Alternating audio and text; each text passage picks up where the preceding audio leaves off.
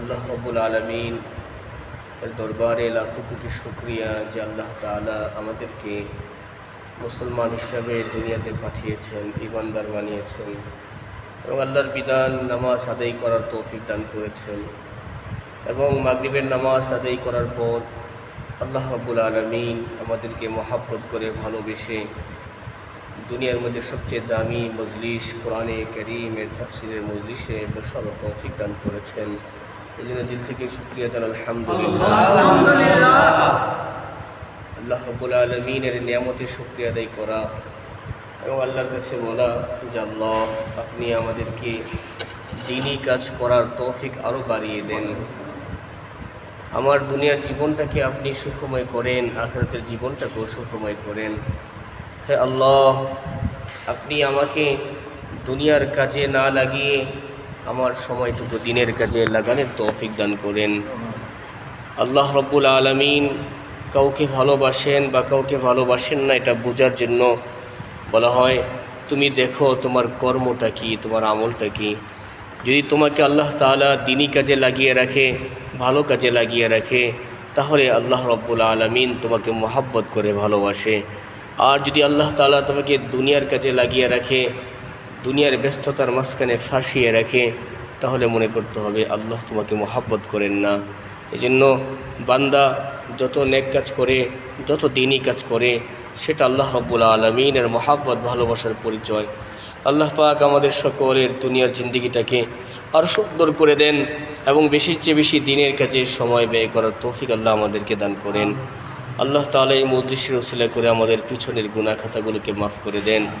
আমাদের জাহিরি শরীরের অঙ্গের সাথে সাথে আমাদের বাতিন, আমাদের দিলগুলোকে আল্লাহ তাআলা গুনাহ থেকে পাক করে দেন। হে আল্লাহ, আমাদের জবান দ্বারা গুনাহ হয়, চোখ দ্বারা গুনাহ হয়, অঙ্গ প্রত্যঙ্গ ওগুলো গুনাহতে জর্জরিত। আমাদের দিল ও দিমাগ সর্বদা গুনার কথা চিন্তা করে আপনি আমাদের এই মুহাব্বতের মজলিসের উসিলা করে, তাফসিরের মজলিস উসিলা করে আপনি আমাদের সকল অঙ্গ প্রত্যঙ্গগুলোকে পবিত্র করে দেন। আমাদের দিলগুলোকে ঈমানি নূর দ্বারা আপনি মুনাব্বর করে দেন। আল্লাহ, আপনার জাহিরি বাতিনি প্রত্যেকটা রহমত দ্বারা আপনি আমাদের সকলকে বেষ্টন করে নেন। হে আল্লাহ, আপনি আমাদেরকে কোরআনে কারীমের সঠিক মুখলিস খাদেম হিসেবে কবুল করেন। যতদিন বাঁচিয়ে রাখবেন দ্বীনি এই খেদমতের সাথে আমাদেরকে বাঁচিয়ে রাখেন। দুনিয়ার লোভ, মহাব্বত, ভালোবাসার স্বার্থ এগুলো আমাদের দিল থেকে বের করে দেন। হে আল্লাহ, আপনি আমাদের দিলের মধ্যে যদি কারো মহাব্বত থাকে তাহলে সেটা আপনি আপনার মহাব্বত ভালোবাসা আমাদেরকে দান করেন। আল্লাহ রাব্বুল আলামিন কোরআনে কারীমে বলতেছেন ওয়ালাকাদ কাররামনা বানি আদম ওয়া হামালনাহুম ফিল বাররি ওয়াল বাহর। আমি মানুষ জাতিকে সম্মান দান করেছি এবং দুই জায়গায় তাদেরকে আমি এমন শক্তি দিয়েছি, সমুদ্রের ভিতরেও তাদেরকে আমি শক্তি দিয়েছি এবং জমিনের ভিতরে আমি তাদেরকে শক্তি দিয়েছি। এক কথায় সমুদ্রে চলার শক্তি এটা আমার পক্ষ থেকে মহাব্বতের নিদর্শন, জমিনেও চলার শক্তি এটা আমার পক্ষ থেকে মহাব্বতের নিদর্শন। আমার সাথে তো আল্লাহ বলেন ওয়া হামালনাহুম, আমি তাদেরকে বহন করিয়েছি। অর্থাৎ আমার এই বান্দা মানুষ জমিনে যে বড় বড় বিশাল বিশাল গাড়ি আছে, হাজার হাজার মানুষদেরকে বহন করে নিয়ে যায়। ট্রেন আল্লাহ তাআলা অনেক বড় একটা নেয়ামত, বাস, গাড়ি, হাওয়াই জাহাজ এগুলো সব আল্লাহর নেয়ামত। আল্লাহ বলেন এই যে তোমাদেরকে আমি গাড়িতে করে এক জায়গা থেকে আরেক জায়গায় নিয়ে যাই, এটা আমি আল্লাহ তোমাদেরকে সম্মানিত করেছি এর একটা নিদর্শন। ঠিক তেমনিভাবে সমুদ্রের ভিতর জাহাজ, পানির ভিতরে কোনো জিনিস টিকে না, যা দেওয়া হয় সব তলিয়ে যায়, কিন্তু সেই সমুদ্রের ভিতরে বিশাল বিশাল জাহাজ আমি ভাসিয়ে রাখি, এটাও আমি আল্লাহ তোমাদেরকে দামি করেছি তার একটা নিদর্শন। তার একটা কি? আমি সমুদ্রকে তোমাদের অনুকূল করে দিয়েছি, অর্থাৎ তোমরা সমুদ্রের পানিতে যা ভাসাইতে চাও আমি আল্লাহ তা ভাসিয়ে রাখি। সমুদ্রকে তোমাদের গোলাম বানিয়ে দিয়েছি, কেন? তোমরা সম্মানিত। ঠিক তেমনিভাবে জমিনের ভিতর বিশাল বিশাল গাড়ি হাজার হাজার যাত্রী বহন করে যদি এক জায়গা থেকে আরেক জায়গায় নিয়ে যায়, হাজার হাজার মাইল দূরে নিয়ে যায়, তো এটাও আমি জমিনকে তোমাদের অনুগামী করে দিয়েছি। কয় কেন? ওয়ালাকাদ কাররামনা, তোমরা দামি, তোমরা কি? আমি আল্লাহ তোমাদেরকে অনেক দাম বানিয়েছি, দাম করে বানিয়েছি, সম্মান দিয়ে বানিয়েছি। এরপর আল্লাহ বলেন এরপরে আমি তোমাদেরকে রিজিক দিয়েছি, পবিত্র রিজিক। আমি দুনিয়ার মধ্যে যেটা পবিত্র খাবার সেটাকেই তোমাদের জন্য হালাল করেছি, যেটা অপবিত্র সেটা তোমার জন্য আমি হারাম করে দিয়েছি। এবং তোমাদের রুচিশীল ওই খাবারগুলো করে দিয়েছি যেটা আমার কাছে পরিচ্ছন্ন, আমার কাছে পবিত্র, এবং তোমাদের কাছে অরুচিকর ওটাই করে দিয়েছি যেটা আমার কাছে অরুচি, আমার কাছে অপরিচ্ছন্ন। এরপর আল্লাহ বলেন আফাদ্দাল্লাহু আলা কাসীরিম মিম্মান খালাকনা তাফদীলা, আমি জমিনে ৮০,০০০ উপর মাখলুক সৃষ্টি করেছি। আল্লাহ বলেন দেখো মানুষ জাতি তো একটা মখলুক, এছাড়া আরও হাজার হাজার মখলুক আল্লাহ তাআলা সৃষ্টি করেছেন। আপনি যদি চিন্তা করতে যান কি পরিমাণ সৃষ্টি দুনিয়াতে আছে, আপনি যা দেখেন বা দেখেন না, আপনার দেশে যা আছে বা নাই, পানিতে আছে, সমুদ্রে আছে, যত ধরনের মখলুক আছে, মাছ আল্লাহর একটা মখলুক, তারপরে আকাশে উড়ন্ত পশু পাখি এটাও আল্লাহর একটা মখলুক, জমিনে বিচরণশীল কীড়া মাকড় সেটাও আল্লাহর মখলুক। আল্লাহ বলে ওয়াফাদ্দালনাহুম আলা কাসীরিম মিম্মান খালাকনা তাফদীলা, অনেক বড় বড় প্রাণী এমনও আছে যে প্রাণীগুলো পাহাড়ের সমতুল্য, পাহাড়ের মতো বড়। এত বড় বড় প্রাণী আছে যে প্রাণী তোমাদের মতো লক্ষ মানুষকে এক লোকমায় সে খেয়ে ফেলবে। এত বড় বড় প্রাণী আমি জমিনও রেখে দিয়েছি, সমুদ্র রেখে দিয়েছি, কিন্তু আমি তাদেরকে শক্তিশালী বানিয়েছি, বড় বানিয়েছি, আকার দিয়েছি, কিন্তু ফাদ্দল না, ফজিলত তোমাদেরকে দিয়েছি, ফজিলত আমাদেরকে দিয়েছি। একটু জন্য আমরা একটু ভাবি, একটু চিন্তা করি, কিসের দুনিয়া আমাদের সামনে, কিসের দুনিয়ার লোভ, কিসের দুনিয়া মায়া মমতা। আল্লাহ যা আমাদেরকে দিয়েছেন আলহামদুলিল্লাহ বলে সবসময় সেজদা করে থাকতাম। কই পড়ে থাকতাম? কারণ আল্লাহ তাআলা সবচেয়ে দামি আমাদেরকে বানিয়েছে। আল্লাহ তাআলার সৃষ্টির মধ্যে দেখেন আল্লাহ তাআলা বলেন যখন আমি তোমাদেরকে 4 মাসের মাথায় তোমাদের অবয়ব গঠনকে আমি তৈরি করার পরে ফাআনফুখু ফীহি রূহ, আমি আল্লাহ তোমার সেই শরীরের মধ্যে রূহটা ঢেলে দিলাম, ঢালার সাথে সাথে তোমার শরীরের সঞ্চালনটা মায়ের পেটে শুরু হয়ে গেল। আল্লাহ তাআলা বলেন 40 দিনে দিনে আমি তোমার পরিবর্তন ঘটিয়েছি, 40 দিনে দিনে আমি পরিবর্তন ঘটিয়েছি। এরপরে তোমাকে দুনিয়াতে আমি পাঠানোর পরে তোমার চেহারা দেখো কত সুন্দর করে বানিয়েছি, চোখটা সুন্দর জায়গায় ফিট করেছি, নাকটা আরও সুন্দর জায়গায় ফিট করেছি, মুখটা আরও সুন্দর জায়গায় ফিট করেছি। যদি আল্লাহ তাআলার এই অবয়বের সিস্টেমের ভিতরে একটু পরিবর্তন করে দিতেন, নাকটা পিছনে দিতেন, জবানটা এখানে দিতেন, তাহলে খাবারটা নিয়ে পিছনে গিয়ে নাক দিয়ে আগে রান্না নেওয়ার পরে এটা কি বাসি না ভালো তারপর মুখে দেওয়া লাগতো। কী ধরনের একটা বিশ্রী সৃষ্টি, কিন্তু আল্লাহ বলেন লাকাদ খালাকনাল ইনসানা ফি আহসানি তাকওয়িম, যত উত্তম যা ঢাঁচা আছে, যত উত্তম অবয়ব আছে, যত উত্তম সৃষ্টি আছে, পুরাটাই মানুষ আমি তোমাকে দিয়েছি। আমি হাতের আঙ্গুলগুলো নিয়ে ফিকির করো, আমি কীভাবে তোমার আঙ্গুলগুলোকে মিলিয়েছি, আঙ্গুলগুলোর মধ্যে আবার কর দিয়েছি, এরপরে এটাকে পাঞ্জা করার শক্তি দিয়েছি, কোষ বানানোর শক্তি দিয়েছি। আল্লাহ বলে তোমার কানটা আমি তোমার জবানের এত কাছে দিয়েছি। এক সময় মোবাইল আসতো, সেটা আল্লাহ জানতেন। এখন যদি কান যদি আরেক জায়গায় হইতো, এক জায়গায় শুনতাম, আবার এমনি কথা বলতাম, কি একটা বিশ্রী অবস্থা হইতো। আল্লাহ বলেন কান আর তোমার জবান এক কাছে দিয়েছি, তুমি শুনতেছো আমার সাথে উত্তর দিচ্ছ, এটা আল্লাহ তাআলা অনেক বড় একটা নিয়ামত। আল্লাহর যে চেহারার যে অবয়বটা যে আল্লাহ সাজিয়েছেন, স্ট্রাকচার যে আল্লাহ বানিয়েছেন, এটা দেখলেই তো আল্লাহর বড়ত্বের কথা মনে পড়ে যায়। আল্লাহ যে আমাদেরকে আহসান বানিয়েছেন, উত্তম বানিয়েছেন। এরপরে মানুষ তোমাকে আবার আমি রুচিশীল বানিয়েছি, আমি তোমাকে রুচিশীল বানিয়েছি এবং আমি এটা বলেছি আমি আল্লাহ পবিত্র, আমি পবিত্রতাকে পছন্দ করি। তুমি রুচিশীল হবা, পরিচ্ছন্ন থাকবা, নিজেকে গোছানো রাখবা, স্বাচ্ছন্দ্য বোধ হবা, সেটাও আমি আল্লাহ পছন্দ করি এবং সেটাকে আমি আল্লাহ নেকি বানিয়ে দিয়েছি। কি বানিয়ে দিয়েছি? রাসূল করিম সাল্লাল্লাহু আলাইহি ওয়াসাল্লাম হাদিসে পাকে ইরশাদ ফরমান আল্লাহু নজিফ, আল্লাহু নজিফুন, আল্লাহু ইউহিব্বুন নাযাফা, আল্লাহ তাআলা পরিচ্ছন্ন, উনি পরিচ্ছন্নতাকে সবচেয়ে বেশি পছন্দ করেন, সবচেয়ে বেশি পছন্দ করেন। মানুষের রুচিশীল যে জিনিসগুলো আছে, খাবার মানুষ রুচিশীল চায়, পোশাক রুচিশীল চায়, মানুষ জ্ঞান রুচিশীল চায়, মানুষ বিছানাটা রুচিশীল চায়। আল্লাহর হাবিব বলে আমি মুসলমানদের প্রত্যেকটা রুচিশীল করে দিয়েছি। সে খাবার সবচেয়ে উত্তমটা সে গ্রহণ করে, পোশাক সবচেয়ে দামিটা পরিচ্ছন্ন সে গ্রহণ করে, এবং খুশবু সবচেয়ে দামিটা পরিচ্ছন্নতা সে গ্রহণ করে। কারণ মানুষের দেমাগ ফ্রেশ রাখার জন্য খুশবুর প্রয়োজন। দুর্গন্ধ, ময়লা এটা মানুষের দেমাগকে এটাকে কলুষিত করে ফেলে, দেমাগকে বোরিং বানিয়ে ফেলে। মানুষ যখন পরিচ্ছন্ন অবস্থায় গোসল করে, পরিচ্ছন্ন কাপড় পরে, পরিচ্ছন্ন আতর এবং খুশবু পারফিউম ব্যবহার করে, এবং পরিচ্ছন্ন বিছানাটা যখন সে হয়, বালিশটা খুশবুদার, বিছানাটা খুশবুদার, সেখানে সে যখন ঘুমায় মানুষের দুনিয়াতে জান্নাতে আছে। কোথায়? এই যে নাজাফতের যে সিস্টেমটা রাসূল আমাদেরকে শিখিয়েছেন, রাসূল করিম সাল্লাল্লাহু আলাইহি ওয়াসাল্লাম বলেন, তুমি যখন ঘর থেকে বের হবা নিজের শরীরটাকে দেখো পরিচ্ছন্ন কিনা, কোনো দুর্গন্ধ আছে কিনা, নিজের পোশাকটাকে দেখো পরিচ্ছন্ন কিনা, দেখতে ভালো লাগে কিনা। কারণ আল্লাহ বলে যে তুমি নিজেকে মানুষের সামনে ভালো লাগাই বা ফুটিয়ে তোলো, এটাই নাকি, এটাই কি আল্লাহ চান আমার বান্দা তার নিজেকে আরাস্তা করে সুসজ্জিত করে মানুষের সামনে পেশ করুক, যাতে মানুষ তার কাছে দাঁড়াইতে ভাল লাগে, যে তার শরীরে খুশবুটা খুব ভাল লাগে, তার কাছে দাঁড়ায়। আপনি দেখবেন ভালো পারফিউম ব্যবহার করলে, ভালো আতর ব্যবহার করলে বাচ্চারা আপনার কাছে দাঁড়াবে, তার শরীর থেকে ঘেরান আসে। কাপড়টা সুন্দর পরলে বারবার আপনার দিকে তাকাবে, তার নিয়ামতের কথা স্মরণ হবে। ভালো পরিচ্ছন্ন থাকলে মানুষ আপনার কাছে ভাল লাগবে। আবার এর বিপরীতটা দেখেন, আপনি সিগারেট খেয়ে আসছেন, দুর্গন্ধ জবান নিয়ে আসছেন, শরীর থেকে দুর্গন্ধ বের হচ্ছে, কাপড়টা অপরিচ্ছন্ন, আপনার পাশে কেউ দাঁড়াবে না। সে বাধ্য হয়ে আপনার সাথে কথা বলবে, নাকে হাত দিয়ে কথা বলবে।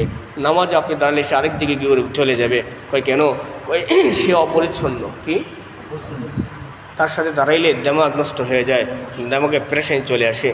এই যে সুন্নত তরিকা সিস্টেম, এটা নবী আমাদেরকে শিখিয়েছেন। রাসূল করিম সাল্লাল্লাহু আলাইহি ওয়াসাল্লাম বলেন, হুব্বিবা ইলাইয়া সালাস, আমার কাছে তিনটা জিনিস সবচেয়ে বেশি পছন্দ। কত জিনিস? জিনিস সবচেয়ে বেশি পছন্দ রাসূল করিম সাল্লাল্লাহু আলাইহি ওয়াসাল্লামের কাছে। এর মধ্যে নাম্বার 1 রাসূল করিম সাল্লাল্লাহু আলাইহি ওয়াসাল্লাম বলেন, আমার কাছে খুশবু সবচেয়ে বেশি পছন্দ। দুনিয়ার মধ্যে তিনটা জিনিস কি রাসূলের কাছে সবচেয়ে বেশি কী ছিল? এর মধ্যে নাম্বার 1 কি? খুশবু, ঘেরান। কেন? ঘেরান মানুষের দেমাগকে সুন্দর করে ফেলে, ঘেরান মানুষের মন মানসিকতাকে এটাকে ফ্রেশ করে ফেলে। ঘেরান, সুঘেরান মানুষের হঠাৎ পেরেশান মানুষকে তার পেরেশানি থেকে, তার দেমাগ থেকে দূর করে দেয়। আল্লাহর হাবিব বলে, আমার কাছে সবচেয়ে বেশি পছন্দ ঘেরান। এই জন্য আল্লাহ তাআলা আমার শরীরের গামকে মেশকো আম্বার থেকে বেশি খুশবুদার বানিয়ে দিয়েছেন। রাসূল করিম সাল্লাল্লাহু আলাইহি ওয়াসাল্লাম যখন কোনো গলি দিয়ে কোথাও যাইতেন, সাহাবায়ে কেরাম যখন রাসূল করিম সাল্লাল্লাহু আলাইহি ওয়াসাল্লামকে খোঁজার প্রয়োজন হইতো, কোনো প্রয়োজন থাকতো, রাসূল করিম কোনো গলি থেকে নাক টান দিতেন, জোরে নাক টান দিতেন, তখন রাসূল করিমের শরীরের ঘামের যে সুঘ্রাণ, এই ঘ্রাণ তাদের কানে নেওয়ার দ্বারা তারা বুঝতে পারতেন রাসূল এদিকে গিয়েছেন, সেদিকে হাঁটা শুরু করতেন।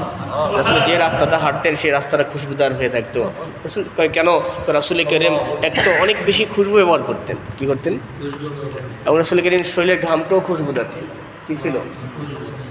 রাসূল করিম সাল্লাল্লাহু আলাইহি ওয়াসাল্লাম কেমন পরিচ্ছন্ন, সব সময় মিসওয়াক করতেন। কি করতেন? মিসওয়াকটা এত বড় নিয়ামত, এত বড় নিয়ামত। কয় কেন? আল্লাহর হাবিব সাল্লাল্লাহু আলাইহি ওয়াসাল্লাম হাদিসে ইরশাদ ফরমিয়েছেন, মিসওয়াকের অনেকগুলো গুণ আছে, ভালো দিক। সবচেয়ে বড় হলো মাতহারাতুন ফিল ফাম ওয়া মারদাতুন লির-রব, জবানের পবিত্রতা। মাতহারাতুন লিল ফাম, জবান থেকে মিসওয়াক করনেওয়ালার জবান, আল্লাহ রাব্বুল আলামিন বলেন যে মিসওয়াক করে তার জবান থেকে একটা নূরানি ঘেরান আল্লাহ তাআলা কুদরতভাবে বের করে দেন। মিসওয়াক করনেওয়ালার জবান ফেরেশতা মুখ লাগিয়ে থাকে। কেন? কারণ সে রাসূলের সুন্নাত মিসওয়াক করেছে। এর জন্য বলা হয় মিসওয়াক করনেওয়ালা নামাজ ওই নামাজ থেকে 70 গুণ বেশি মর্যাদা রাখে যে নামাজে মিসওয়াক করা হয় না।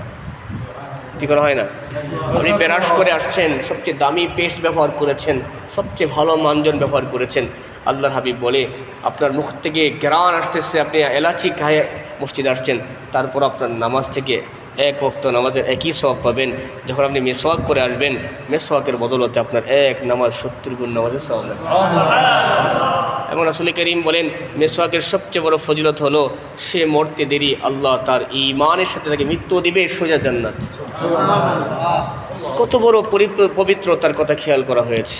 সাহাবায়ে কেরাম খালি অজু করলেই মিসওয়াক করতেন, বিষয়টা এরকম না। যখনই মসজিদে ঢোকা শুরু করতেন মিসওয়াক শুরু করতেন, মিসওয়াক কানে রেখে আমার নামাজে দাঁড়িয়ে যেতেন।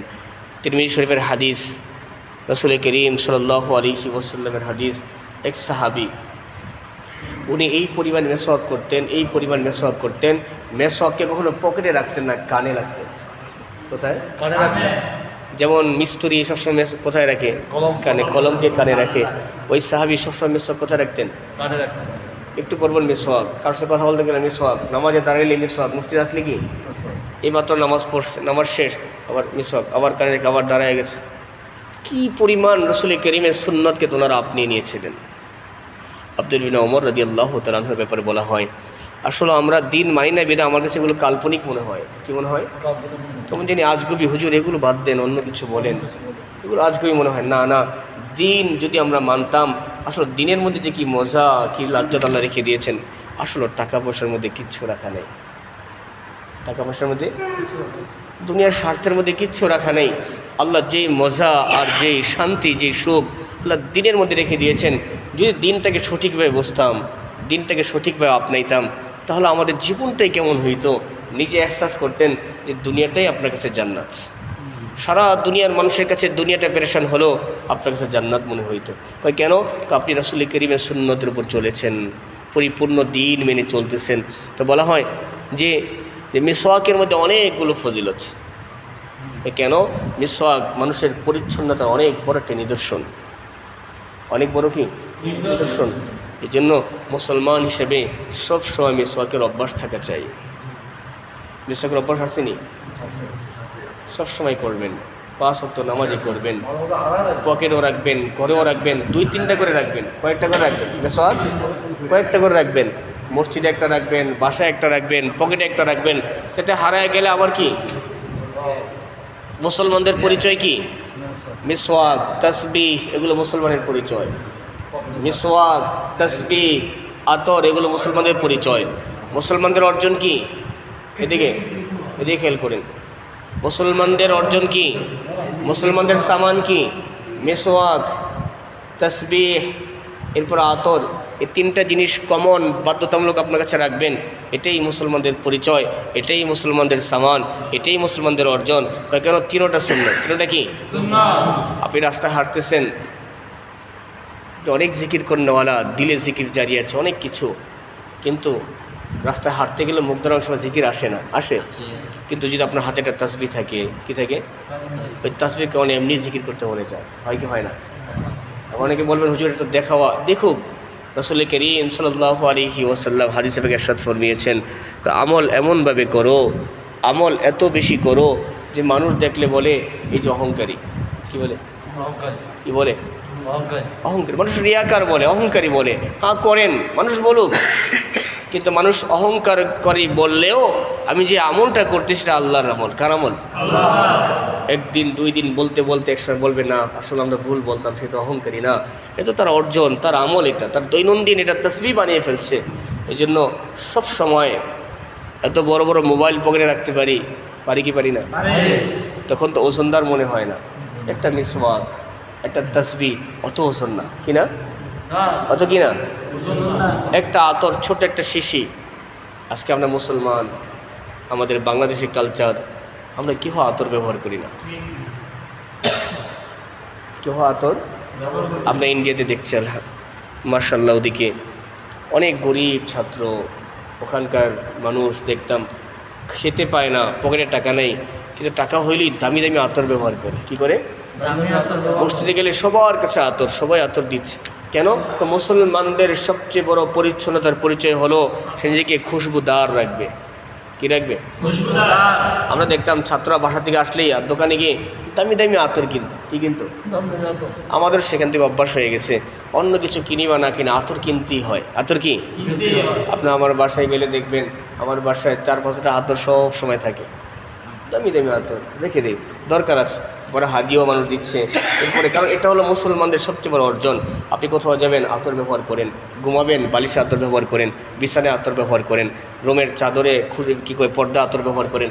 এক কথায় আপনি অপরিচ্ছন্নতাকে আসতে দিয়েন না। তাই কেন? তো অপরিচ্ছন্নতার থেকে, গান্দিগি থেকে জিন্নাত আসে, শয়তান পয়দা হয়, আর সেই জিন্নাত এবং শয়তান আপনাকে গুনাহ করতে বাধ্য করবে। আর আপনি খুশবুদার থাকবেন, একা রুমে আছেন, রুমটা বড় খুশবুদার, আতর দ্বারা মেহেকতেছে, খুশবু আসতেছে, পারফিউম, সেখানে শয়তান আসবে না। জিন আসে গান্দিগি থেকে। কোত্থেকে? কথা খেয়াল করেন, জিন আসে কোত্থেকে? গান্দিগি থেকে, ময়লা থেকে। আর খুশবুদার থাকলে সেখানে জিন আসবে না। তখন আপনার মুড ফ্রেশ থাকবে, ঘুমাইতে ভালো লাগবে, আমল করতে ভালো লাগবে, নিজেকে ওখানে থাকতে ভালো লাগবে। এর জন্য রাসূল করিম বলেছেন, ওয়ালসিম আলাইকাল রিহ, নিজের জন্য আতরকে, খুশবুকে বাধ্যতামূলক করে নাও, নিজেকে মানুষের সামনে খুশবুদার পেশ করো। এটাই মুসলমানদের সবচেয়ে বড় পরিচ্ছন্নতার প্রমাণ। মুসলমানদের জবান থেকে দুর্গন্ধ আসবে, এটা হতেই পারে না। মুসলমানদের শরীর থেকে দুর্গন্ধ সেটা হতেই পারে না, পোশাক থেকে দুর্গন্ধ এটা হতেই পারে না। পোশাক পুরানো হোক, ফাটা হোক, তবে পরিচ্ছন্ন কী হতে হবে? কিন্তু আমাদের কালচারে আতর ব্যবহার করার যে প্রবণতা, যে অভ্যাস আমাদের কারোর মধ্যে নেই। আপনি দেখবেন যারা স্কুল চাকরিজীবী, কলেজে ভার্সিটিতে পড়ে, ওই সমস্ত ছেলেগুলো একটু পারফিউম আতর একটু শৌখিন হয়। এছাড়া নর্মালভাবে কর্মজীবী মানুষ সাধারণত আতর খুব ব্যবহার করে না। বাহিরে কাজ করছে, এই দুর্গন্ধ শরীরে মসজিদে নামাজে দাঁড়ায় গেছে, এখন হাত উঠালেই তো দুর্গন্ধ বের হওয়া শুরু হয়ে যায়। এখন আপনি নামাজ পড়তে এসে আরেকজনকে কষ্ট দিচ্ছেন। রাসূল করিম সাল্লাল্লাহু আলাইহি ওয়াসাল্লাম বলেন এক হাদিস, একবার জুমার দিন মুসল্লিরা কেরাম অনেক দূর থেকে আসতেন, সেই গ্রাম থেকে দূর দূর থেকে আসতেন। এখন মক্কার ভিতরে, মদিনার ভিতরে অনেক গরম, প্রচণ্ড কি গরম। আর সেই সময় সাহাবায়ে কেরাম, হাদিসটি মুসলিম শরীফে আসছে এবং তিরমিজি শরীফে হাদিসটা আছে, সাহাবায়ে কেরাম অনেক দূর থেকে আসতেন আর তারা মোটা মোটা সালার চট পরতেন। এরকম পাতলা কাপড় তো তখন ছিল না, মোটা মোটা সালার চটের মতো কাপড় পরতেন। এখন ওই সময় পানির সংকট ছিল, কি ছিল? পানি ওরকম মানুষের কাছে ছিল না। গোসল দৈনিক করবে দূরের কথা, সপ্তাহে 10 দিন একবার গোসল করার ব্যবস্থা হইতো না। খাবারের পানি নেই, গোসল করবে কোত্থেকে? একদিন জুমার দিন অনেক দূর দূর থেকে সাহাবায়ে কেরাম নামাজ পড়তে আসছে, কিন্তু সবাই গরমের ভিতরে ঘামে পুরা মসজিদ দুর্গন্ধ ছড়ায় গেছে। কি ছড়ায় গেছে? রাসূল করিম সাল্লাল্লাহু আলাইহি ওয়াসাল্লাম তখন এলান করলেন, দেখো সামনে থেকে পারলে সবাই খুশবু ব্যবহার করে আসবা। কি ব্যবহার করে? আতর ব্যবহার করে আসবা। যদি আতর না থাকে কমসে কম গোসল করে আসবা, কারণ গরিবের জন্য গোসলটাই হলো আতর। গোসলটাই কি? গরিবের জন্য গোসলটাই কি? কারণ তার কাছে আতর নাই, কমসে কম কি সে গোসলটা করে আসবে। কারণ মসজিদে আসলে পরিচ্ছন্ন অবস্থায় আসতে হবে। মসজিদ আল্লাহর ঘর। মসজিদ কার ঘর? মসজিদে কারা থাকে?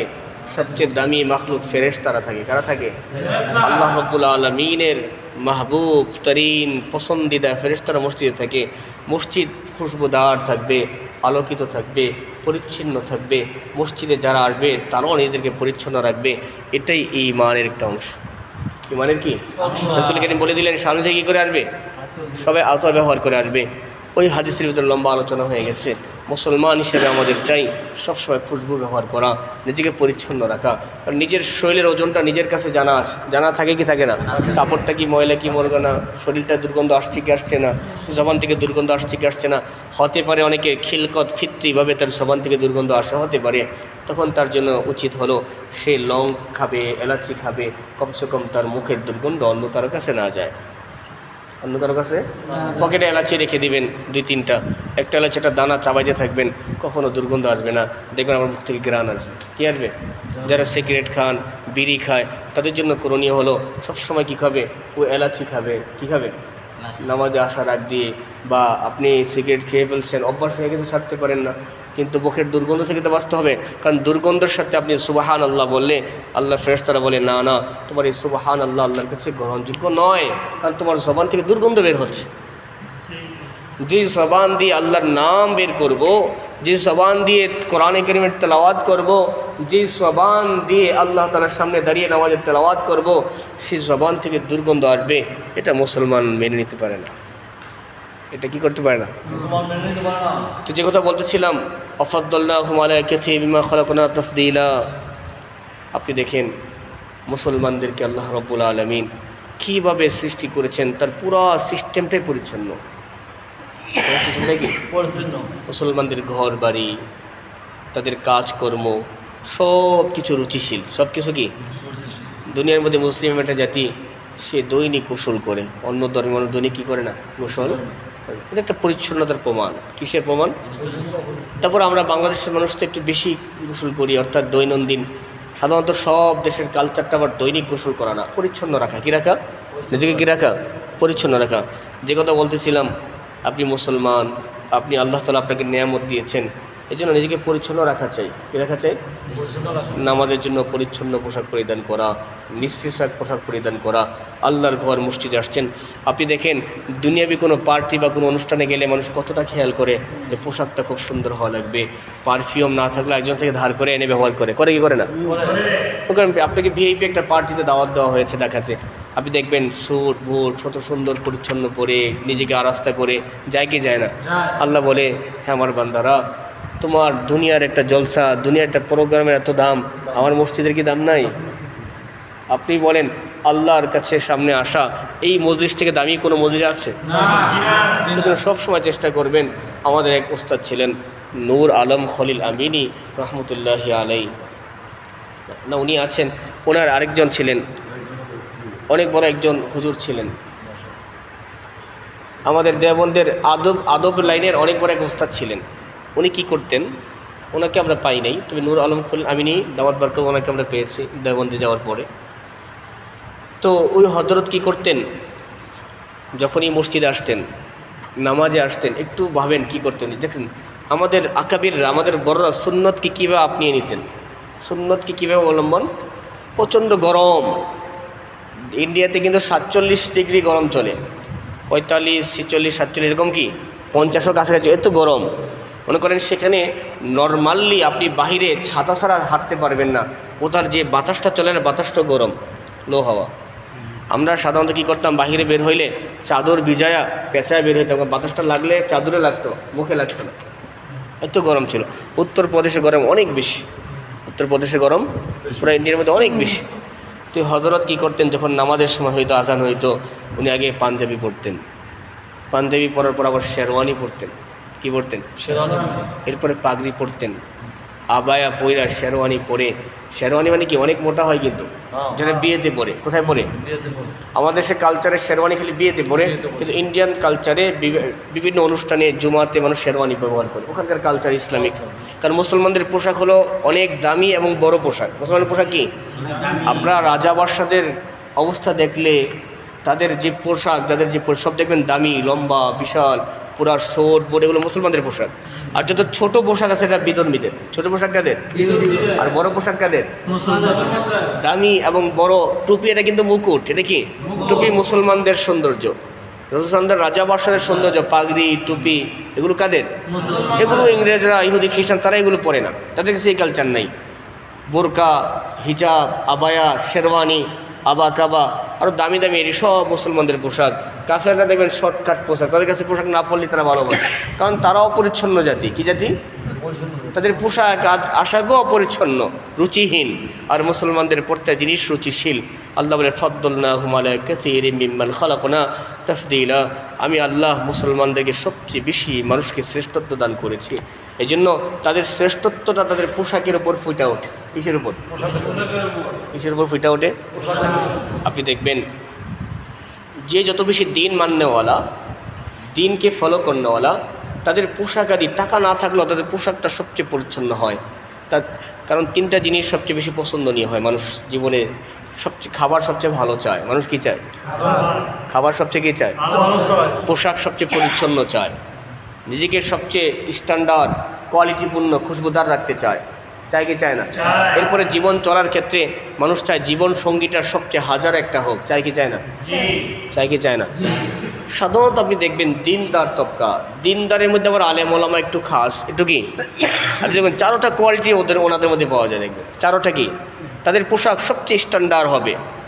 টাকা পয়সা নাই কিন্তু পোশাক কি, সে 60 টাকা গজের কাপড় কিন্তু এটাকে এমনভাবে রাখবে মনে হয় 1000 টাকা গজ। কি সে কি সেটাকে দোয়, আবার মার দেওয়ার, আয়রন করে, মানে দেখতে মনে হয় কিরে গরিব, কিন্তু তার পোশাকের প্রতি একটা পরিচ্ছন্ন।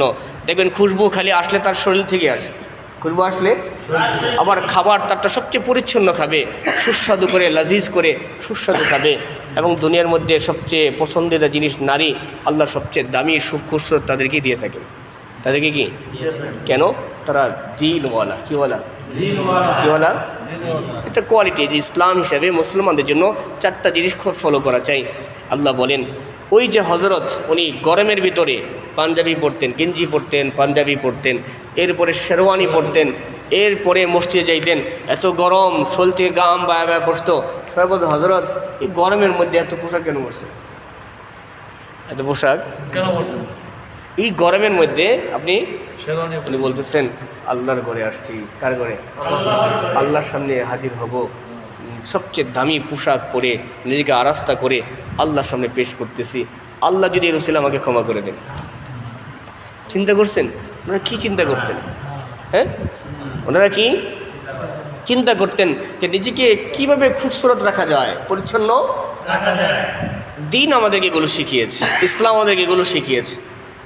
আমরা কোথায়, ইসলাম কোথায়? একটা 50 টাকা দামের টি শার্ট পইরা, গেঞ্জি পইরা হাঁটা কাটা মসজিদে চলে আসি। আরে মুসলমান, এটা তো গোলামের পোশাক। কিসের পোশাক? গোলামের পোশাক। এগুলো মুসলমানের পোশাক না। মুসলমানের ভাগ কাজ করার সময় তুমি খালি গিয়ে থাকো, কোনো সমস্যা নেই। মসজিদ আল্লাহর ঘর, মুসলমানের পোশাক। এখানে জুমাতে আসবে, নামাজে আসবে, নিজেকে আরাস্তা করে সুন্দর করে। আরে ভাই, ঈদের জন্য আপনি 5,000 টাকা পাঞ্জাবি কিনেন ঈদের দিন পরার জন্য। আরে ভাই, সেই পাঞ্জাবিটা কোথায় রাখছেন? কেন রাখলেন আলমারিতে? আপনি বিয়েতে গেলে আবার সেই 5,000 টাকা পোশাকটা পরে যান, বিয়েতে আপনি টি শার্ট পরে যান, আপনাকে কেউ কিছু বলবে না। আপনি সেই 5,000 টাকার দামি পাঞ্জাবিটা মসজিদে পরে আসেন। কোথায় পরে আসেন? নিজেকে অভ্যাস বানাবেন। দুনিয়াকে যে আপনি মহব্বত করেন না, তার প্রথম প্রমাণ হলো আমাদের বড়রা কিছু কথা বলতেন, এগুলো আমরা আসলেই বাস্তবতা। উনি বলতেন যে তোমার দিলে যে টাকার মহব্বত নাই, তোমার দিলে যে দুনিয়ার পোশাকের মহব্বত নাই, এটা প্রমাণ করার জন্য কয়টা কাজ করবা। তুমি কোনো জিনিস কিনতে গেছো, পকেট থেকে টাকা বের করবা, টাকা যা আছে সব বের করার পরে সবচেয়ে সুন্দর টাকাটা, সবচেয়ে নতুন টাকাটা আগে দিয়ে দিবা, তাহলে মনে হবে তোমার মধ্যে কি নেই, টাকার মহব্বত। আজই সবচেয়ে ছিঁড়াটা বের করো, ছিঁড়াটা হয়ে যায়, এর মানে টাকার মহব্বত দিবা কিন্তু ধর্মটাই। এরপরে তোমার কাছে পোশাক আছে, দামি দামি পোশাক আছে, নতুন আছে, এমন নতুন বানিয়ে আনছো, সবচেয়ে দামিটা আগে পরো। সবচেয়ে কি কয় না, এটা তো বিয়ের জন্য, ওষুধটাই আগে পরো। সেটাই কি, নতুনটা আগে পরো, পরিচ্ছন্নটা আগে পরো। কয় না এটা সিরা নেই, ময়লাটা আরও পরে নেই, একটা দিন কার। কয় না না, সবসময় কয় এটা হলো তোমার পরিচ্ছন্নতা এবং দিল বড় হওয়ার নিদর্শন হলো এটা। নিদর্শনটা কি এটা। তো যে কথা বলতেছিলাম, আপনার আমার ওই যে ওই শায়েখ বলতেন যে আল্লাহর ঘরে যাচ্ছি। কার ঘরে? আল্লাহর ঘরে যাচ্ছি। এখান থেকে উত্তম মজলিস, উত্তম পোশাক পরিধান করে কোনো যাওয়ার মজলিস আল্লাহর ঘর থেকে আর কোথায় আছে? আছে বলেন? এই জন্য আপনারা আমরা চেষ্টা করব, অনেক চেষ্টা করব নিজেদেরকে নামাজের জন্য। এই জন্য যারা সাধারণত নামাজি মানুষ, আপনারা আগে কথা বললে বলতেন হুজুর খাইতে পাইনি, এগুলো বলেন, কিন্তু এখন আল্লাহ তাআলা আমাদেরকে নিয়ামত দিয়েছেন। এই জন্য যারা নামাজি মানুষ সবসময় চেষ্টা করবেন নামাজের জন্য আলাদা পোশাক পরিধান করবেন। কিসের জন্য? নামাজের আগে কি ঘর থেকে জরুর সেরে অজু করে সব কিছু করে আপনি নিজেকে আরাস্তা করে পরিচ্ছন্ন করে নামাজের জন্য আলাদা পাঞ্জাবি, আলাদা পায়জামা, আলাদা লুঙ্গি। যেমন মহিলারা করে, দেখবেন মহিলারা কাজের পোশাক আলাদা, নামাজের পোশাক কি প্রত্যেক ঘরেই কিন্তু দেখবেন মহিলাদের মধ্যে কালচারটা আছে। কোত্থেকে তারা পাইলো? এটাই সুন্নত, এটাই রাসূলের আদর্শ। তারা কাজকর্ম করে যে পোশাক পরে, সেই পোশাক পরে তারা নামাজ পড়ে না। তো নামাজের জন্য আলাদা পোশাক পরিধান করে, চাই সে বয়স্ক হোক, বৃদ্ধ হোক। তাহলে আমরা কেন পারবো না? আমি যে পাঞ্জাবি পরে রাস্তায় হাঁটতেছি, কাউয়ায় পায়খানা করে দিতে পারে, ময়লা হয়ে যেতে পারে, কোনো পেশাব লেগে যেতে পারে, কোনো নাপাকি রাস্তা থেকে লাগতে পারে। আমার জন্য, আপনাদের জন্য উচিত প্রত্যেক নামাজের আগে মুসলমান হিসেবে, ইমানদার হিসেবে নামাজটাকে মানসম্মত করার জন্য নামাজের জন্য আলাদা পোশাক পরা। এর জন্য যদি পারেন, যদি এগুলো অনেক তাকওয়ার পরিচয়, অনেক বেশি পরিচ্ছন্নতার পরিচয়, যদি পারেন, সবার জন্য না, এবং এটা কোনো ফরজি বিষয় না, দরকারি কোনো বিষয় না, এমনি বলেন যদি পারেন এটা ভালো। পারলে কি কাজ করে আসছেন, আপনার ঘরে অনেক সুন্দর সুন্দর লুঙ্গি আছে, 2টা লুঙ্গি এক্সট্রা রেখে দেন এটা নামাজের জন্য, 3টা পাঞ্জাবি এক্সট্রা রেখে দেন কি নামাজ পড়তেই খালি এটা আসবেন। আর বাহিরের জন্য আলাদা পাঞ্জাবি রাখেন, বাজারের জন্য আলাদা পাঞ্জাবি, কিন্তু নামাজের জন্য যারা পাঞ্জাবি নামাজ শার্ট পরেন, শার্টের লম্বা হাতা হোক, শার্টটা নামাজের জন্য আলাদা পরেন, আলাদা কি পরেন। নামাজের জন্য এক্সট্রা পোশাক, নামাজের জন্য এক্সট্রা খুশবু, নামাজের জন্য এক্সট্রা প্রস্তুতি, এই বলে যে করেন। কেন? আল্লাহ বলেন আমরা দামি মানুষ, আমাদেরকে দামি হিসেবে আলোচনা পেশ করতে হবে। কী হিসাবে? রাসূল করিম সাল্লাল্লাহু আলাইহি ওয়াসাল্লাম যখনই ঘর থেকে বের হইতেন, ওই জমানায় তো সীসা ছিল না, আয়না ছিল না। কি ছিল না? আয়না ছিল না। কি ছিল না? তো রাসূল করিম সাল্লাল্লাহু আলাইহি ওয়াসাল্লাম ঘর থেকে বের হইতে ওখানে একটা পাত্রে পানি রাখা থাকতো। কি পানি রাখা? একদিন রাসূল করিম সাল্লাল্লাহু আলাইহি ওয়াসাল্লাম ওই পানির দিকে তাকায়া এই দাড়ি মোবারক কেবল ঠিক করতেছেন, চেহারা ঠিক করতেছেন। তা আয়েশা রাদিয়াল্লাহু আনহা বলছে, ইয়া রাসূলুল্লাহ, আপনার থেকে সুন্দর তো দুনিয়াতে কেউ নাই, আপনার থেকে পরিচ্ছন্ন দুনিয়াতে কেউ নাই, আপনারও কি আয়না দেখা লাগে ঠিকঠাক করে রাখে? রাসূল করিম বলে, দেখো আয়েশা, আমি চাই আমার সাহাবায়ে কেরামের সামনে আমি যাতে পরিচ্ছন্ন অবস্থায় সুন্দর লাগে এই বইটিকে পেশ করি, এটাই উম্মতের জন্য সুন্নত।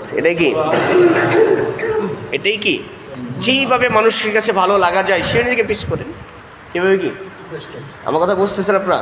এটাই দিনদারি, এটা দিনের বাহিরের কথা বলছি না, এটাই কি এখন আপনি বলবেন হুজুর এই কথা তো কখনো শুনি না, কেউ তো বলে না, এই কথা কখনো শুনি না, কেউ তো বলে না।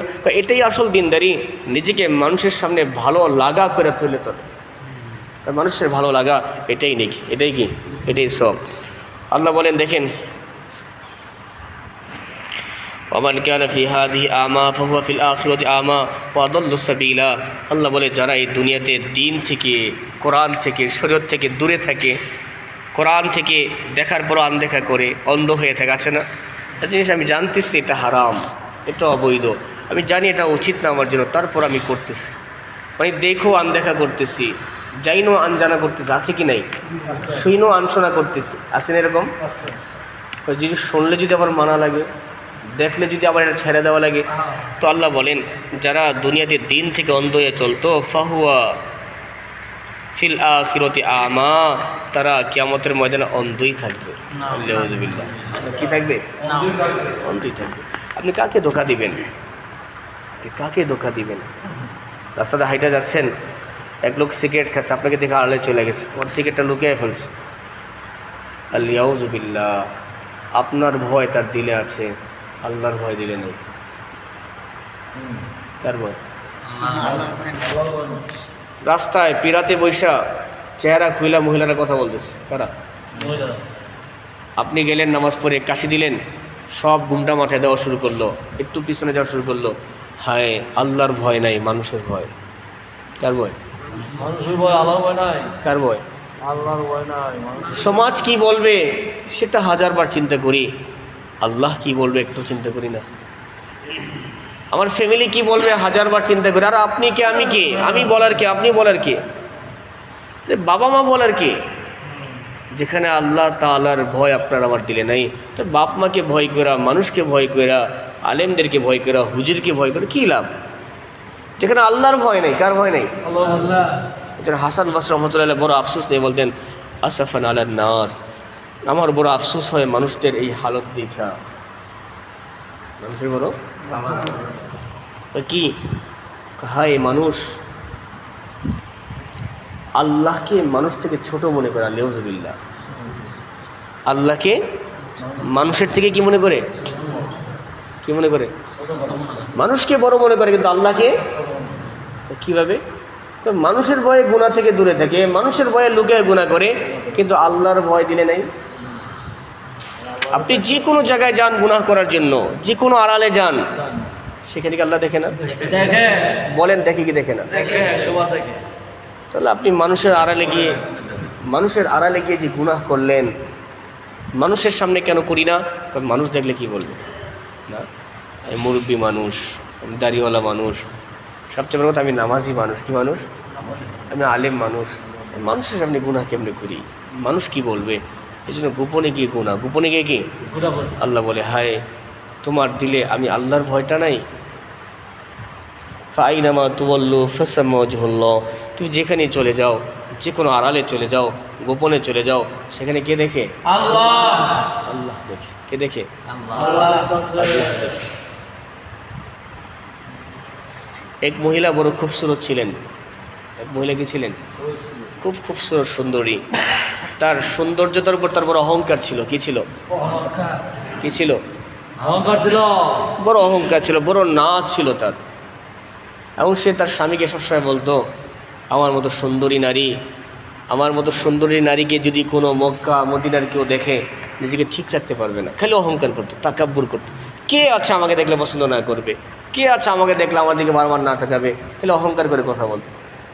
তো একদিন তাকে একটু শিক্ষা দেওয়ার জন্য ওনার স্বামী বলে ফেলছে, একজন আছে এমন তোমার এই সৌন্দর্য তাকে গলাইতে পারবে না, সে তোমার দিকে ফিরেও তাকাবে না। একজন আছে এরকম যে তোমার সামনে। তিনি বললেন, কে আছে এরকম? গুসায়, হ্যাঁ কি বলো, আমার মতো সুন্দরী নারীকে কেউ দেখবে না? বলে হ্যাঁ আছে একজন, ওবায়দুল্লাহ ইবনে আমের রাদিয়াল্লাহু তাআলা আনহু। উনি এক মসজিদের ইমাম ছিলেন। কি ছিলেন? উমুক জামি মসজিদ ইমাম। উনি তোমার দিকে ফিরেও তাকাবে না। কি করবে না? ওনার দিলের মধ্যে গুসা আরো বাইরে গেছে। হ্যাঁ আমার মতো সুন্দরী যাকে দেখার জন্য সারা দুনিয়ার মানুষ লাইন ধরে থাকে, আমাকে দেখবে না? ঠিক আছে। তিনি তো হজরত যখন নামাজ পড়ে বের হইতেন রাস্তাতে অনেকে মাসলা মাসাইল জিজ্ঞেস করার জন্য দাঁড়ায় থাকতেন, একটু কথা বলার জন্য, প্রয়োজন ব্যক্ত করার জন্য দাঁড়ায় থাকতেন। তো হজরত ওই মহিলা বোরকা পরে নেকাব পরে নিজেকে গোপন করে আরাস্তা করে ওই রাস্তায় দাঁড়ায় গেছে। ওই রাস্তায় কি তো হুজুর যখন বের হয়ে যাচ্ছেন বিভিন্ন কথা বলতেছেন, তো হঠাৎ করে উনি ডাক দিচ্ছেন, হজরত আমার একটা মাসালা জিজ্ঞেস করার আছে, বলো দ্রুত বলো, কি জিজ্ঞেস করবা। যখন কাছে গেছে উনি নেকাবকে সরিয়ে ফেলছে। নেকাব কি উনি বলছে হুজুর তাকে দেখে আকর্ষিত হয়ে যাবে, তার দিকে তাকাবে, এই কথা বলে হুজুর বলেন আমা তাস্তাহি, হে আল্লাহর বান্দি, এমন জোরে এক ধমক দিচ্ছে যখন নেকাব সরাইছে, হে আল্লাহর বান্দি তুমি নিজে নিজে আল্লাহকে ভয় করো না, আল্লাহকে ভয় করো না। এমন জোরে কথাটা বলছে, এখলাস থেকে দিল থেকে বলছে, উনি কাইপা উঠছে। ওনার জমান আল্লাহর ওলি, ওনার জমানে বলছে উনি কি উঠছে, কাইপা উঠছে। উনি বলছেন দেখো রাতের অন্ধকারে যে আল্লাহ দেখে, সূর্যের আলে যে আল্লাহ দেখে, রাতের অন্ধকারে সে আল্লাহ কি তুমি কি মনে করে এখানে আসছো। এই কথা শুনি না, এই কথা উনি সেখান থেকে কাঁদতে কাঁদতে চলে গেছে। ওখান থেকে কাঁদতে কাঁদতে চলে গেছে। চলে যাওয়ার পরে এখন আর স্বামীর সাথে গিয়ে কোনো কথা বলে না। কি বলে না? কথা বলে না। কারণ দেখছে ওনার ভিতরে একটা অহংকার ছিল। কি ছিল? তাকাব্বুর ছিল। ওনার তাকাব্বুর অহংকার একেবারে ধুলাই মিশে গেছে, ওনার দিকে ফিরে তাকাই নাই। কি করে নাই?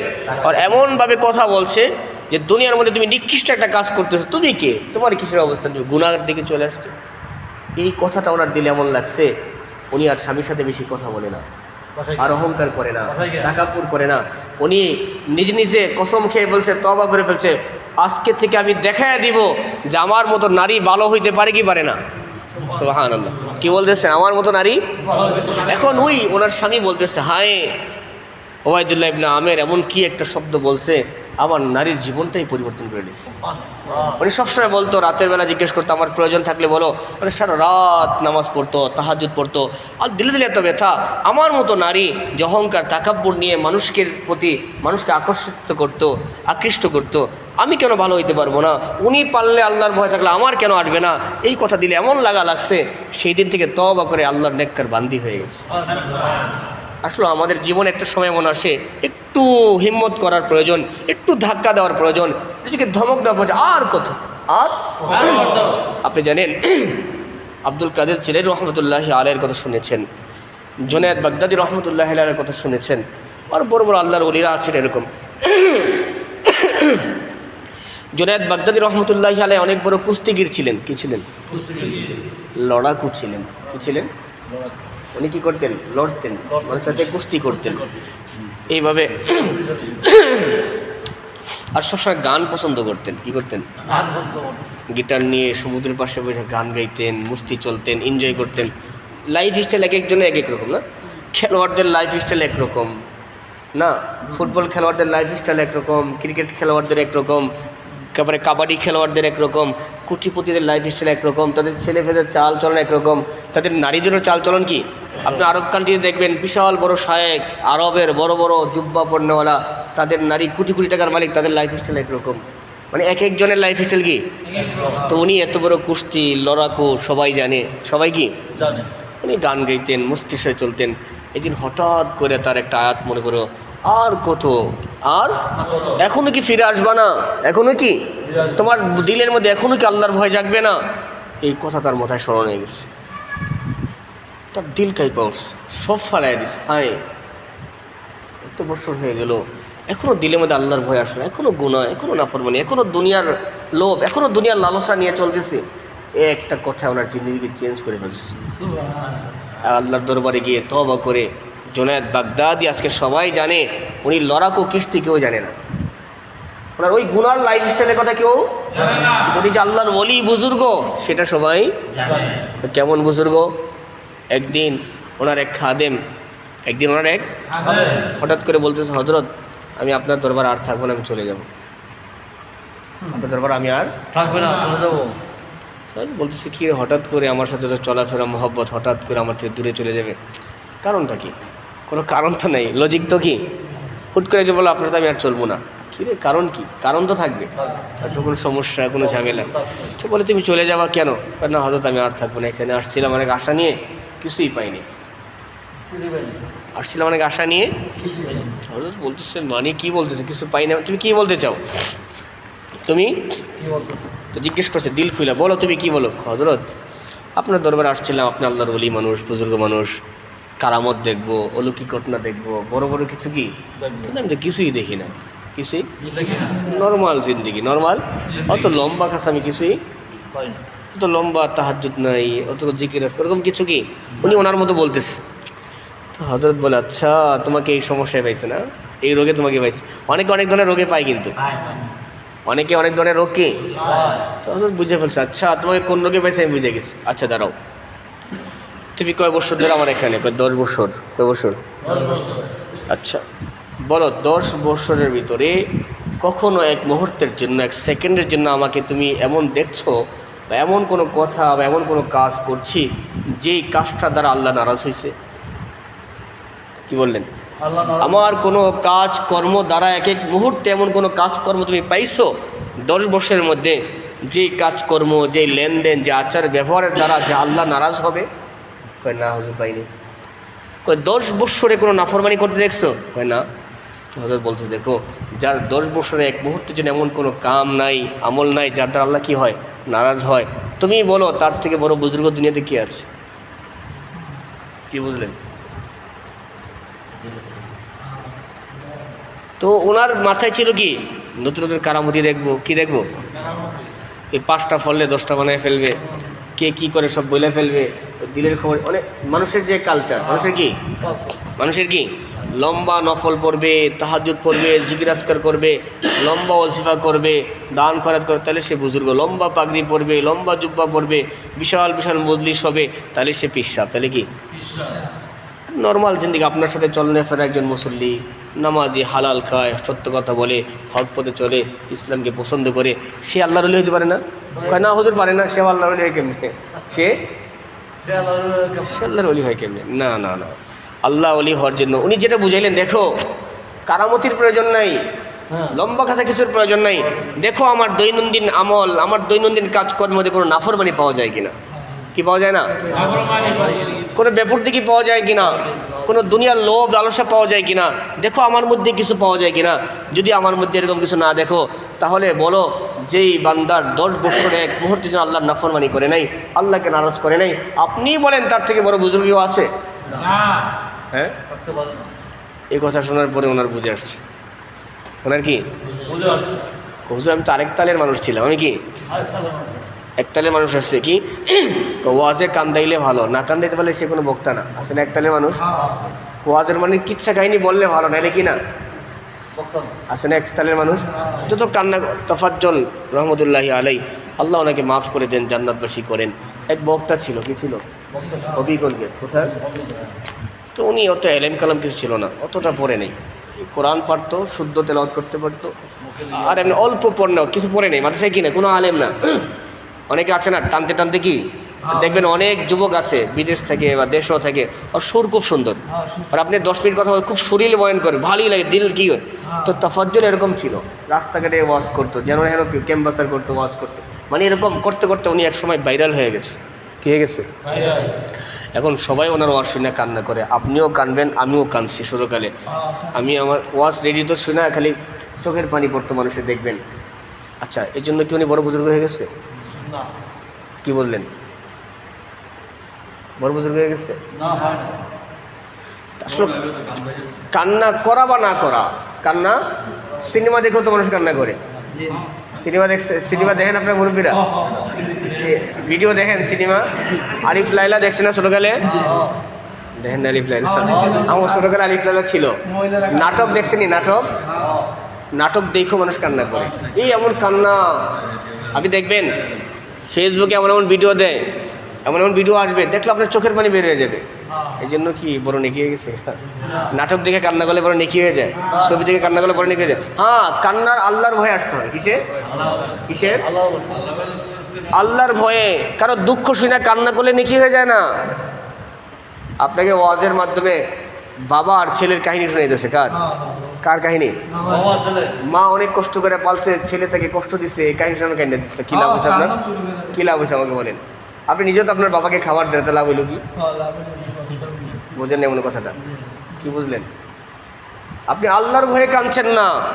আপনার কান্না করা উচিত ছিল, হ্যাঁ এখন আমি সুদ কেন খাচ্ছি, এখন আমি গুনাহ কেন করতেছি, আমার তো ভয় হওয়া উচিত। আমার বাবার আমি এখনও কেন লালন পালন করি না, খাবার দিই না, খেদমত করি না, আমার তো ভয় হওয়া উচিত। ওই ভয়ে কান্না করা উচিত। আপনি তো ওই যে নাটকের মতো কাহিনীর মতো ওয়াজ শুনে কান্না করতেছেন। অনেক বক্তা আমরা দেখছি সারা রাত ওয়াজ করে কান্না করে, বক্তা নিজেই নামাজ পড়ে না। নিজে কি পড়ে না? বয়ানে সবাই কান্না করছে, মাগরিবেও নামাজ না পড়ে বয়ানে বসছে, এবং মাগরিবের পরে এশার নামাজও শ্রোতা পড়ে নেই। এখন তারা কানতে কানতে দিল ভিজাই লেগেছে, বাসায় গিয়ে এবার আজকে ওয়াজটা দিল ঠান্ডা করে লেগেছে। আলাগে এই শ্রোতা মাগরিবও পড়ে নেই, এশাও ফজরও পড়বো না, কী লাভ হয়ে গেছে? এই তালের মানুষ আসেনি দুনিয়াতে, খালি কানতে চায়, খালি কি চায়? কাইন্দা লাভ হলে আল্লাহর ভয় না থাকলে। রাসূল করিম সাল্লাল্লাহু আলাইহি ওয়াসাল্লাম বলেন, ওই চোখের পানির উপর জাহান্নামের আগুন হারাম হয়ে যায় যে চোখের পানি আল্লাহর ভয়ে বের হয়। কিসের ভয়ে? নাটক দেখে না। এই বাংলাদেশ দেখবেন কত সিনেমা আছে, ছবি দেখে আর কান্না করে, আজকাল দিলটা কান্নায় ভরে গেছে কি ছবি দেখে, লিয়াউযুবিল্লাহ। চোখের পানি আইসে না, সে আল্লাহর ওলি, সে কি নায়ক বড় আল্লাহর কি, লিয়াউযুবিল্লাহ।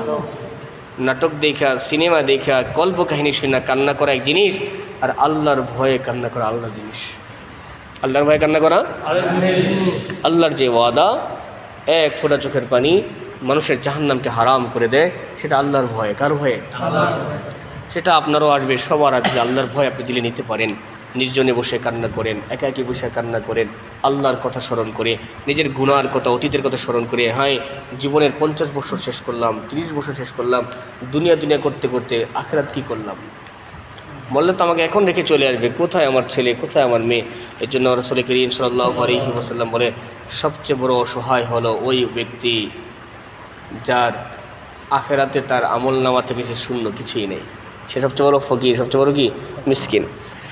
যাই হোক, আল্লাহ বলেন, তো ওই লোক বলতেছেন যার জীবনে কোনো নাফরমানি নাই, কি নাই?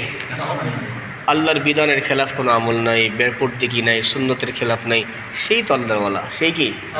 সেই কি হালাল উপার্জন করে, চাই কুলি হলা হোক, চাই সে দিন মজুর হোক, চাই সে দোকানদার হোক, চাই সে যে কোনো কাজ করেওয়ালা হোক, যার দিলের মধ্যে আল্লাহর মহাব্বত আছে, আল্লাহর বিধানের প্রতি, ফরজের প্রতি গুরুত্ব আছে, সুন্নতের আদর্শ তার ভিতরে আছে, সত্য মিথ্যা সে মেনে চলে, হারাম থেকে বাঁচে, গুনাহ থেকে বাঁচে, আমি মনে করি সে বদলে দেওয়ালা হইলেও সে আল্লাহর ওলি। সে কি বদলে দেওয়ালা? আরেকজনের মধ্যে আল্লাহর ভয় নাই, আল্লাহর কি নাই, হালাল হারামের মধ্যে কোনো পার্থক্য নাই, সে দুনিয়ার সবচেয়ে বড় মুফতি মুহাদ্দিস হইল, সে আল্লাহর ওলি না, সে গুনাহগার। সে কি? সে সবচেয়ে বড় পীর সাহেব হইল, সে গুনাহগার। কেন? তার মধ্যে আল্লাহর ভয় নেই। কি নেই? আল্লাহর কি নেই? আল্লাহর ভয়টা হলো আসল জিনিস। কি? আল্লাহর ভয় এবং দুনিয়ার থাইকা আল্লাহর বিধান মাইনা নিজেকে চালার, সেটা আসল জিনিস। আল্লাহ বলেন, যারা দুনিয়াতে অন্ধ হবে তারা ওখানে কি হবে? অন্ধ। দুনিয়ার মধ্যে অনেক জিনিস আছে, আমরা নিজেদেরকে অন্ধের মতো রাখি। কিসের মতো?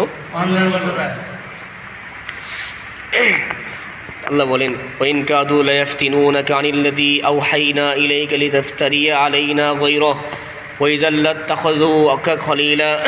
আল্লাহ বলেন, হে মুহাম্মদ, এই যে মক্কার ইহুদিরা, কাফেররা, তারা চায় আপনাকে আল্লাহ যে ওহী দিয়েছে সে ওহীটাকে সেরা নষ্ট করে ফেলবে।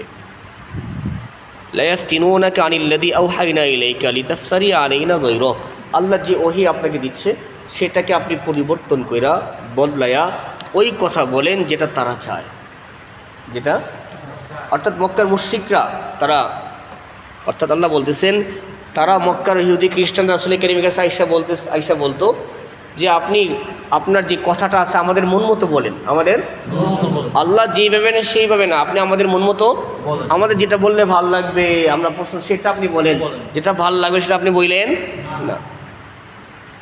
কই কেন? কই যাতে করে আপনি কোরআনকে পরিবর্তন করে, আল্লাহর বিধানকে পরিবর্তন করে আমাদের মতো করে আপনি বলেন, তাইলে কি হবে? আমরা আপনার কথা শুনবো।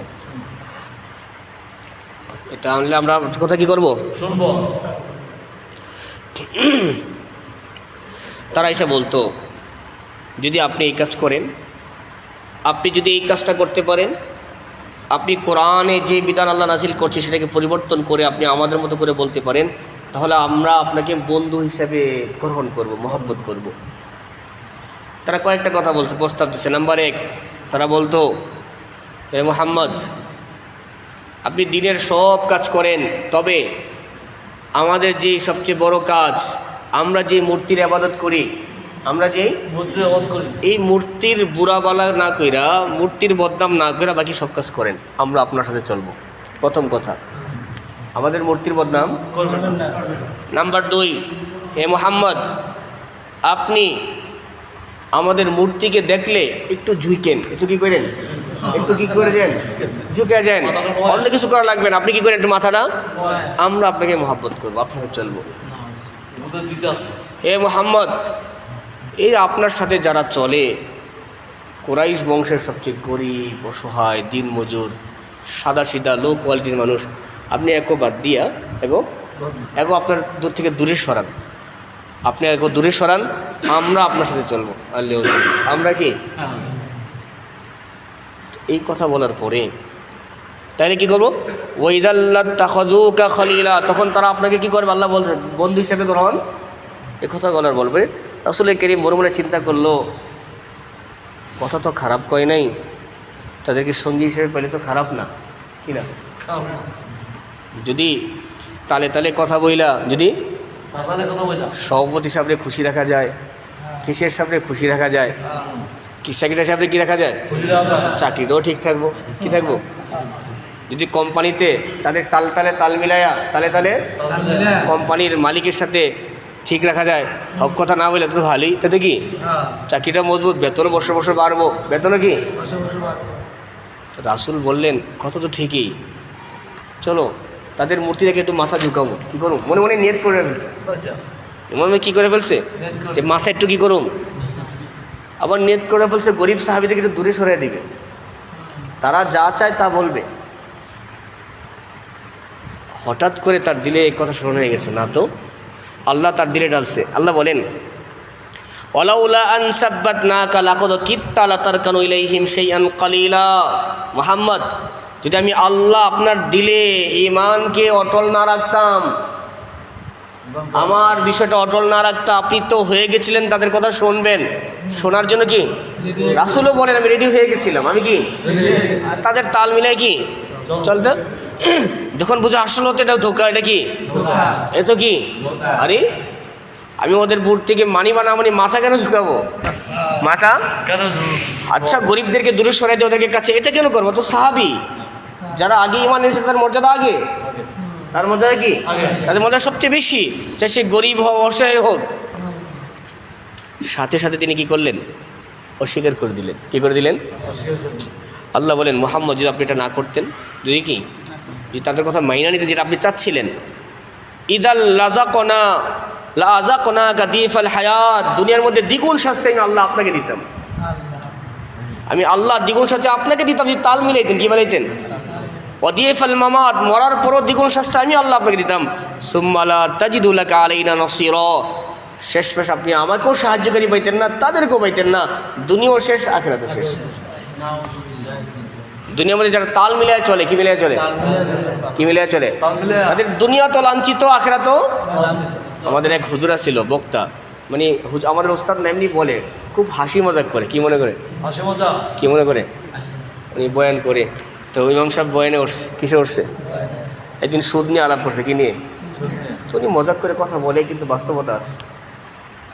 খাবার জুমার পরে খাইতে গেছে, সব বলে, কেউ আমার কথা কে কইছে যে আমি সুদ খাই, আপনি যাকে সুদ নিয়ে আলাপ করলেন, চাকরি কি থাকবো আপনার, চাকরি কি আপনার, আপনি কি চাকরি করতে চান, যদি চান তাহলে সুদ আর মুখে নেন না, সুদ আর।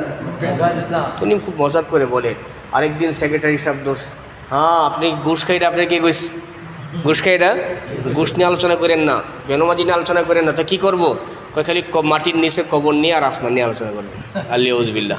তো বর্তমানে এই ধরনের বক্তা আসেনি, এই ধরনের মানুষ আসেনি, হুজুর খালি কবর নিয়ে আর আসমান নিয়ে, জমিন নিয়ে আলোচনা করে, জমিনের মাঝখানে আমও নিয়ে আলোচনা, কে মিথ্যা বলে, কে ধোঁকা দেয়, কে ঘুষ খায়, কে সুদকে, এটি নিয়ে করেন না, এটি করলে চাকরি থাকবো না। যদি ওই ইমাম সাহেব মুসল্লিদের কথা মতো বয়ান করে, সে আল্লাহর কাছেও ধরা খাবে, লাঞ্ছিত অপমানিত হয়ে ওই জায়গাতে বিদায় নেবে, তার চাকরিও যাবে, সমাজও যাবে, সব যাবে। কয় কেন?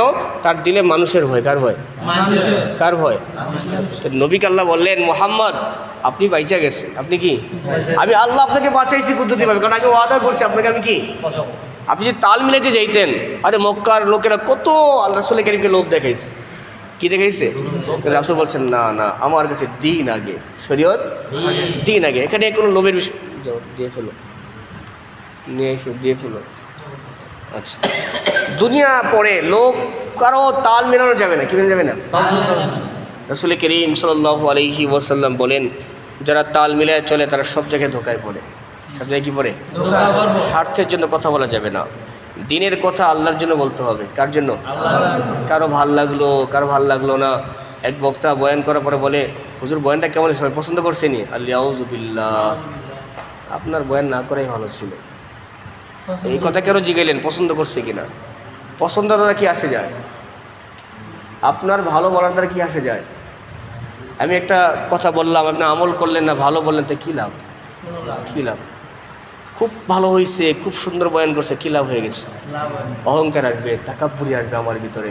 হুজুর বয়ানটা খুব সুন্দর হয়েছে, তাকাব্বুর আসবে আমার মধ্যে, অহংকার আসবে, আমার আমলও নষ্ট হবে, আপনার কথাও। এই জন্য ভালো মন্দ না, দিনের কথা সবই ভালো। দিনের কথা কথা বলেন নেই, দিনের কথা সবই ভালো, সব ভালো। কোনো দিনের কথা কোনো খারাপ হয় না। দিনের কথা দেখা যায় আপনি মানছেন কোনটা। আপনি আল্লাহ বলে, ওয়াইন কাদু লায়াস্তাফিজুনাকা মিনাল আরদি। আরে মুহাম্মদ, আরে যারা আপনাকে তাল মিলাইতে গেছিল, যারা কি করতে গেছিল? এদিকে খেয়াল করেন, যারা আপনাকে বলছিল না এটা এটা করলে আপনার সাথে থাকবো। আরে মুহাম্মদ আপনি জানেন না, এরাই আপনাকে এই জমিন থেকে বের করতে চায়। এরাই আপনাকে কি করতে চায়? এরাই আপনার দুশ্মন। তারা কি চায়? লায়াস্তাফিজুনাকা মিনাল আরদি। তারা চায় আপনাকে কি করবে? এই মক্কা থেকে বের করবে। লায়ুখরিজুকা মিনহা ওয়া ইযা লা ইয়ালবাসুনা খিলাফাকা ইল্লা কলিলা। তারা আপনাকে বের করে দিয়ে আপনার কোনো সঙ্গী তারা রাখবে না, আপনাকে একা বানিয়ে দিতে চায়। যারা গণগণে এই কথা বলে, তাল মিলাতে চায়, তারাই আপনার দুশ্মন। মনে রাখবেন, যারা আপনাকে উপদেশ দিতে আসে, হুজুর এইভাবে না এইভাবে কথা বলেন, তারাই সমাজে আপনার শত্রু, তারাই দুশ্মন। কারণ তারা চায় আপনি তাদের কথায় চলেন, করেন। মুহাম্মদ সাবধান হয়ে যান, যারা আপনাকে তাল মিলাইতে আসছে তারাই এই মক্কা থেকে আপনাকে বের করে, এটা মনে রেখেন। এরপর আপনার সঙ্গে কেউ থাকবে না। এটাই বাস্তবতা। এটাই কি? এটাই কি? যদি মানার হয় সে মানবে। আল্লাহ বলেন, হ্যাঁ, সুন্নাতামান কদ আরসালনাকা ক্বাবলাকা মির রাসূলিনা ওয়ালা তাজিদু লিসুন্নাতিনা তাহফিলা। আমার একটা আদর্শ আছে। কি আছে?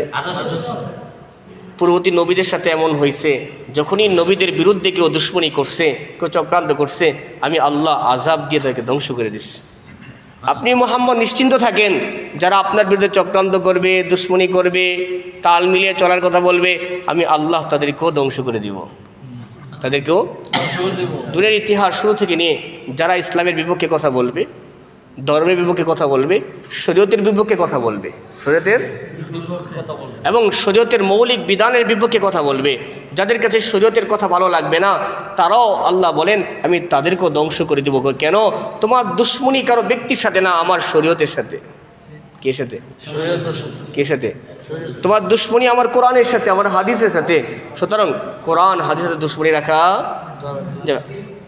আল্লাহর বিধান যেটাই আমার সামনে আসুক, আমি মানতে পারি বা না পারি, মানতে হবে। এটা আল্লাহর বিধান, এটা কোরআন, এটা শরীয়ত, এটা মানতে হবে। এখানে কিলকাল করা যাবে না, এইভাবে না করে ওইভাবে। আপনি কি উপদেশ দেওয়ার?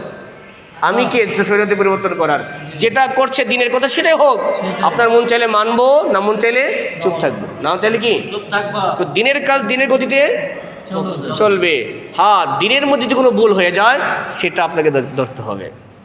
দিনের মধ্যে দিনের কাজে কোনো ভুল হয়ে গেলে আপনাকে কি, চাই সে বাদশাহ হোক। ওমর রাদিয়াল্লাহু তাআলা আনহু একদিন একটা কথা বলতেছেন, তোমরা যদি আমাকে না ধরতা আমি তোমাদের সবাইকে শাস্তি দিতাম। আমি তো পরীক্ষা করতেছিলাম, দেখি আমার ভয়ে কেউ আমার ভুলটা ধরে কি ধরে না। আমার ভয়ে তখন দেখলো না, তোরা ধরে লেছ। তোরা কি অনেকে আছে ভয়ে কি করে না, সঠিকটাও কি করে না। কেমনে ধরি ভুলটা? ভুল ধরলে কি পদ থাকবে? বললো তাহলে কি আমার চেয়ারম্যানই থাকবে, আমার মেম্বারই থাকবে? এই জন্য উনি ভুল বললো ঠিক, বলে কি বলে না? ভুল বললো কি?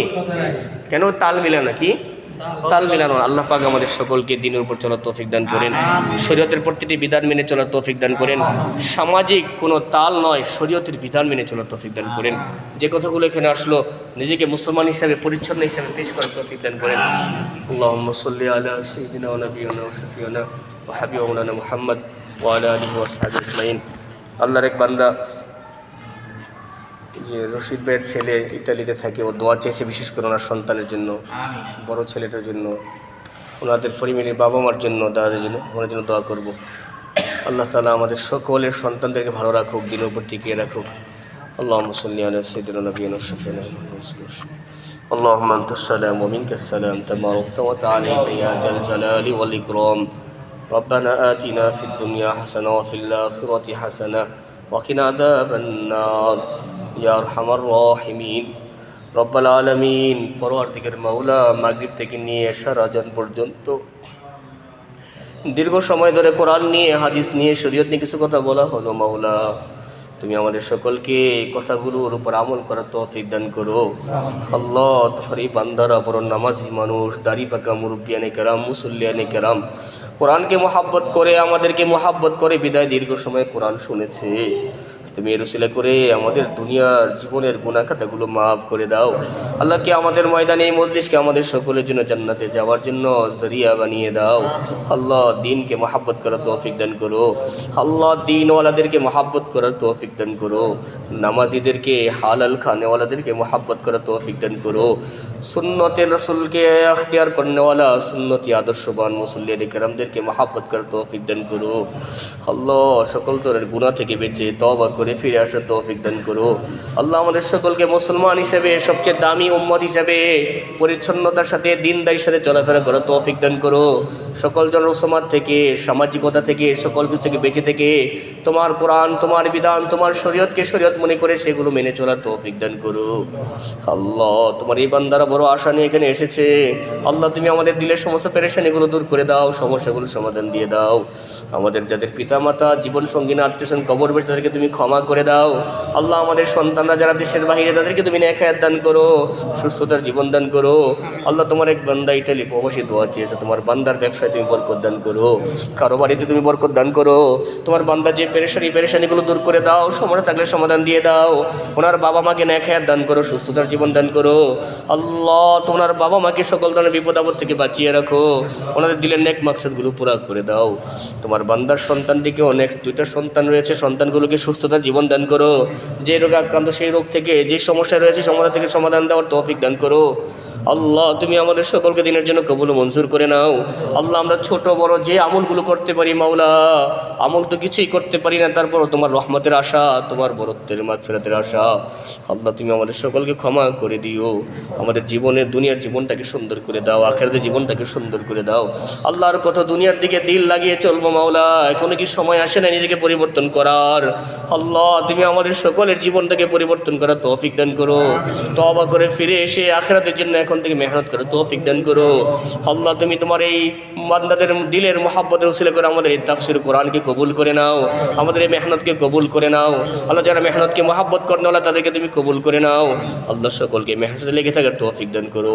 সুবহান রাব্বিকা রাব্বিল ইজ্জাতি আম্মা ইয়াসিফুন ওয়া সালামুন আলাল মুরসালিন ওয়ালহামদুলিল্লাহি রাব্বিল আলামিন।